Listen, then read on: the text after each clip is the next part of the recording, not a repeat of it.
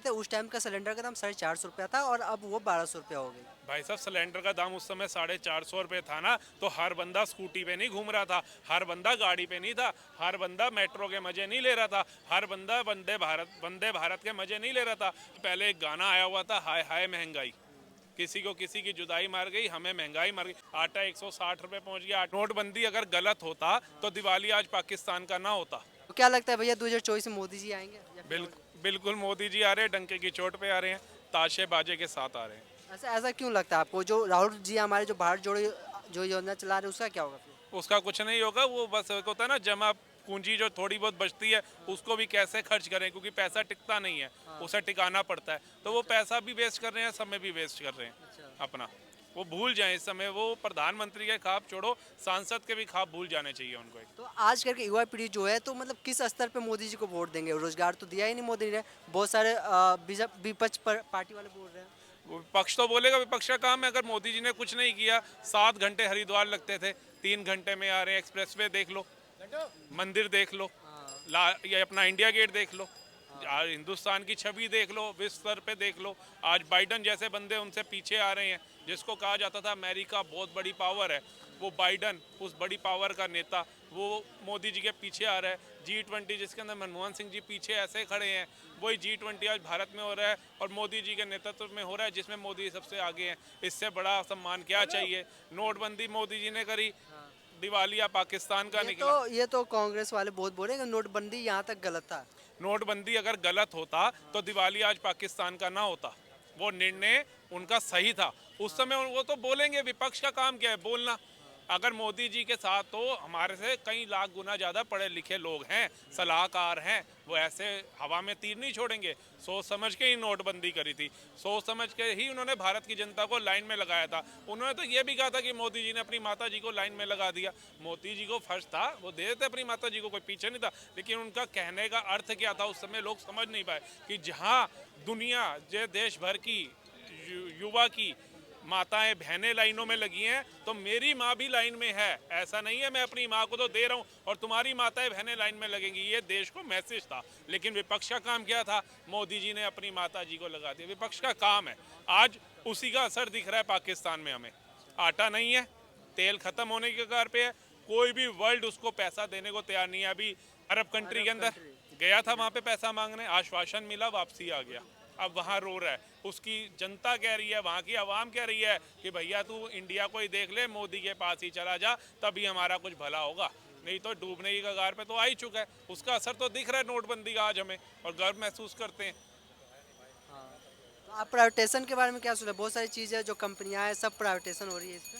देखिए प्राइवेटेशन होती है ना, अगर आप एक चीज़ को सही मायने में देखेंगे, हर इंसान कहता है कि मुझे साफ और स्वच्छ जगह पे घूमना पसंद है।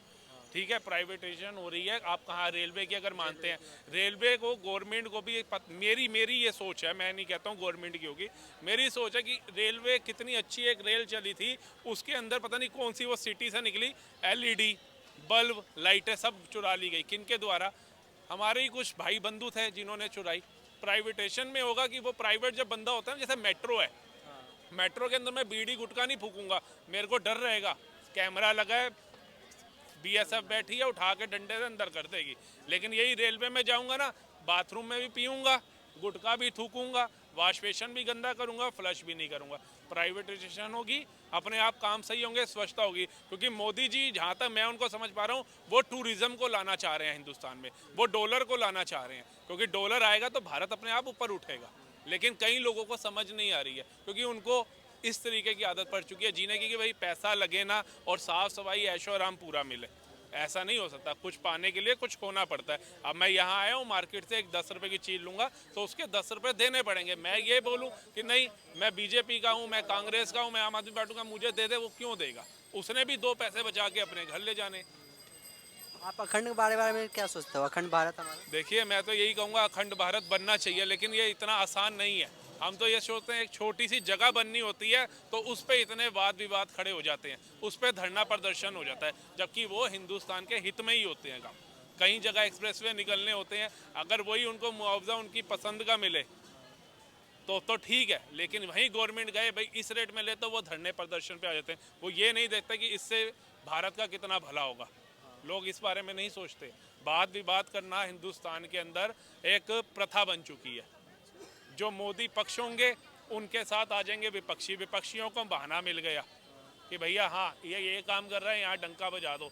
100 वाले 500 वाले बंदे लिए बिठा दिए, धरना प्रदर्शन किया, सड़क पे जाम किया, लोगों को दिक्कतें दी। बस उनका एजेंडा ये है कि अपने को 500 दिहाड़ी मिल गई। हम देखें जो जाम में फंसा बेचारा बुजुर्ग है, किसी की माँ बीमार है, किसी का बाप बीमार है, वो चाहे वहीं तड़पता रह जाए, एम्बुलेंस फंसी है फंसी रह जाए, उस इंसान को वहाँ लेना कुछ नहीं होता। उसे सिर्फ अपने 500 रुपये से मतलब है, अपनी कमाई से मतलब है। उसे नहीं लेना विकास हो रहा है नहीं हो रहा। और यही व्यक्ति होंगे जो आने वाले कुछ साल बाद कहेंगे मोदी जी ने क्या किया। अरे जब मोदी जी कर रहे थे तो तुमने करने कहाँ दिया, तुम तो सड़कों पे लेट गए विपक्षियों के साथ। तुम्हें उस समय सोचना चाहिए था कि मोदी जी जब कर रहे थे, हाँ मैंने अपने बच्चों का भविष्य खराब किया, उस समय मोदी जी का वो फैसला आ रहा था, मैं भी उसका विरोध ना करता तो आज मेरे बच्चे वर्ल्ड क्लास जिंदगी जी रहे होते। आप महंगाई के बारे में क्या सोचते हो, किस तरह इसको देखते हो आप? देखिए महंगाई जो है ना, मेरे हिसाब से, मैं कुछ समय पहले एक गाना आया हुआ था, हाय हाय महंगाई, किसी को किसी की जुदाई मार गई, हमें महंगाई मार गई। तो ये तो 70 80 90 जब से सुनते आ रहे महंगाई है। लेकिन लोग महंगाई देखते हैं कि आटा 320 पहुंच गया 10 किलो, आटा 160 रुपये पहुंच गया, आटा 34 रुपये पहुंच गया, ये सबको याद है किलो का रेट। लेकिन ये देखो तुम्हारी इनकम कहाँ पहुंच गई। 1500 रुपये कमाने वाला आज की डेट के अंदर 15,000 रुपये कमा रहा है डंके की चोट पे।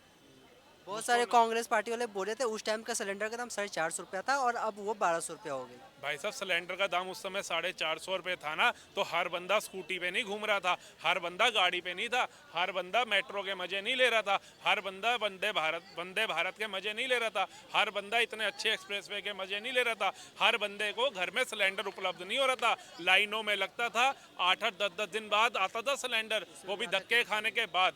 उसमें भी खाली सिलेंडर, उसमें भी कितने किलो तो गैस निकली होती थी, कितनी वीडियो आती थी कि सिलेंडर ले आके कैसे गैस चोरी हो रही है। आज उससे निजात मिल गई, वो लोगों को समझ नहीं आ रही। लेकिन सिलेंडर महंगा हो गया वो दिख रहा है। एक सिलेंडर से ही सारी जिंदगी चलेगी क्या भाई साहब? अपनी सेफ्टी सिक्योरिटी कुछ नहीं है, अपना अच्छा जीवन व्यापन करना अच्छी चीज़ नहीं है। आज मैं साफ सड़कों पर घूम रहा हूँ, साफ रेल में बैठ रहा हूँ, साफ लोगों के बीच में जा रहा हूँ, वो अच्छा नहीं है। मैं नहीं चाहूँगा कि मेरे से नीचे तबके का बंदा जो है वो भी एक अच्छी ज़िंदगी जिए।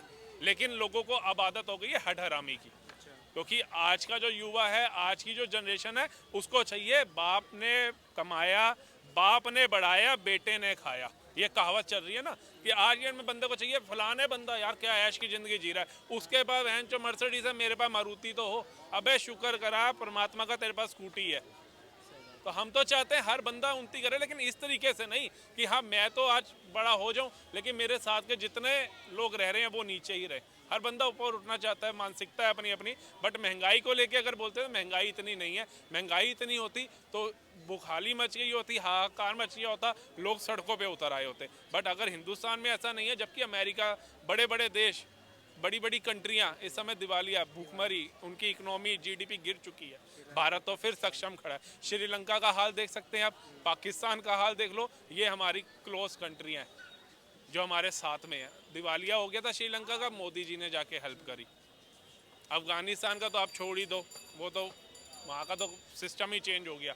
पाकिस्तान का आप हाल देख लो, वो बस जुबान पे आ चुका है उसके कि अब मैं जा करके मोदी के पास भी गिड़गिड़ा लूँ। लेकिन एक है ना कि भाई सीट चली जाएगी, सीट चली जाएगी, क्योंकि अवाम क्या है, वहाँ भी विपक्ष है।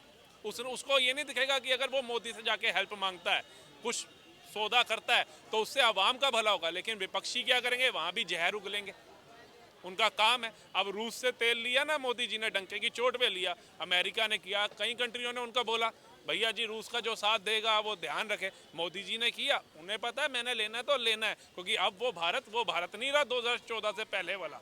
ये 2014 के बाद बदलता भारत है, बदलती तस्वीर है जो दुनिया देख रही है। मैं तो कुछ भी नहीं देख रहा। कांग्रेस अगर वापस आना चाहती तो क्या क्या गलती सुधारनी पड़ेगी कांग्रेस को? देखिए कांग्रेस का ना आने का तो जरिया मुझे तो कहीं नजर नहीं आ रहा। 1% चांस था, अगर ये पुत्र मोह छोड़ करके प्रियंका गांधी वाड्रा को ले आते तो कुछ उम्मीद थी विपक्ष में, कुछ सीटें ले आते। लेकिन अब मेरे को लगता है जो इनकी बची कुछ सीटें हैं वो भी नहीं रहेंगी, क्योंकि इनका ख़त्म हो चुका है। अब ये इटली जाएं, घूमे फिरे, ऐश करें, पैसा कमाया, सांसद का भी मिलता है, सब फंड मिलता है, ऐश करें। अब ज़िंदगी यही है मेरे हिसाब से, तो ख़त्म है, कोई बुनियाद है ही नहीं। जो बच्ची कुची थी वो केजरीवाल उड़ा रहा है। ये तो शुक्र करो कि वो हिमाचल में जाकर के अपनी ताकत नहीं दिखा के आया, नहीं तो वहाँ से भी ये गए थे। चलिए बातचीत करने के लिए धन्यवाद। सो दोस्तों आप देख रहे थे दिल्ली की जनता क्या चाहती है 2024 में किसको लाने चाहती है,